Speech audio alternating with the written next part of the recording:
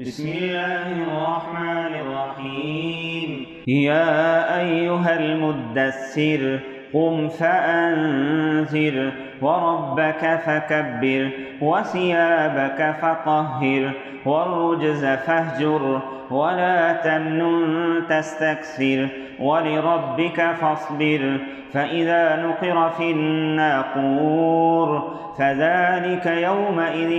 يوم عسير على الكافرين غير يسير.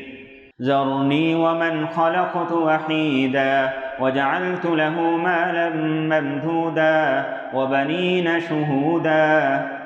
ومهدت له تمهيدا ثم يطمع أن أزيد كلا إنه كان لآياتنا عنيدا سأرهقه صعودا إنه فكر وقدر فقتل كيف قدر ثم قتل كيف قدر ثم نظر ثم عبس وبسر ثم أدبر واستكبر فقال إن هذا إلا سحر يؤثر إن هذا إلا قول البشر سأصليه سقر وما أدراك ما سقر لا تبقي ولا تذر لواحة للبشر عليها 19 وما جعلنا أصحاب النار إلا ملائكة وما جعلنا عدتهم إلا فتنة للذين كفروا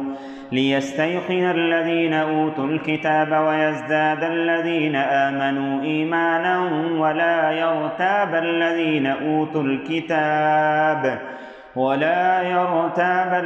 أوتوا الكتاب والمؤمنون وليقول الذين في قلوبهم مرض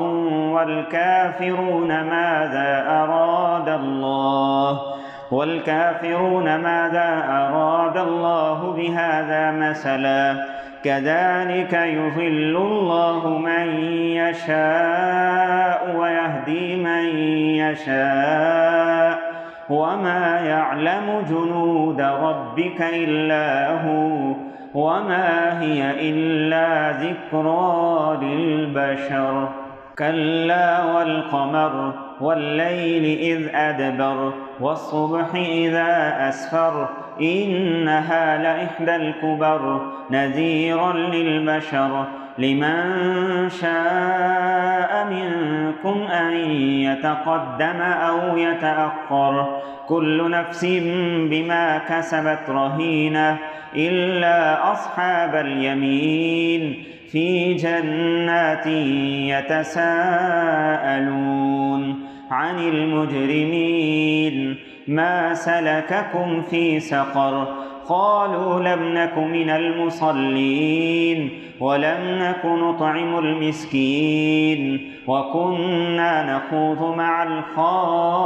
الخائضين وكنا نكذب بيوم الدين حتى أتانا اليقين فما تنفعهم شفاعة الشافعين فما لهم عن التذكرة معرضين كأنهم حمر مستنفرة فرت من قسورة بل يريد كل امرئ منهم أن يؤتى صحفا منشرة كلا بل لا يخافون الآخرة كلا إنه تذكرة فمن شاء ذكره وما يذكرون إلا أن يشاء الله هو أهل التقوى وأهل المغفرة.